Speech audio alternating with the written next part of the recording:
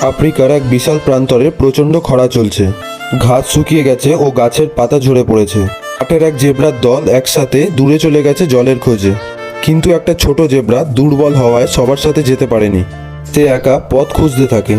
তার পেট খালি ও গলা শুকিয়ে কাঠ, প্রতিটা পদক্ষেপ যেন ভারী হয়ে ওঠে। সে দূর থেকে একটা জলাশয় দেখতে পায় এবং সেই দিকে ছুটে যায়। সে ভাবে হয়তো এইবার তার জীবন বাঁচবে, কিন্তু কাছে গিয়েই দেখে জলাশয়টা শুকিয়ে গেছে। জেব্রাটা ভয়ে কাঁপতে থাকে ও তার চোখে জল চলে আসে। তারপর সে মাটিতে লুটিয়ে পড়ে এবং আরেকবার ওঠার ক্ষমতাও তার নেই। ঠিক তখনই এক গ্রামবাসী মাটির কলসি নিয়ে সেদিকে আসে এবং সে দুর্বল জেব্রাটাকে দেখে অবাক হয়ে যায়। তারপর সে কুয়ো থেকে জল তুলে এনে তার সামনে রাখে এবং জেব্রাটা ধীরে ধীরে জল খেতে শুরু করে। জল খাওয়ার পরেই জেব্রাটার চোখে যেন জীবন ফিরে আসে।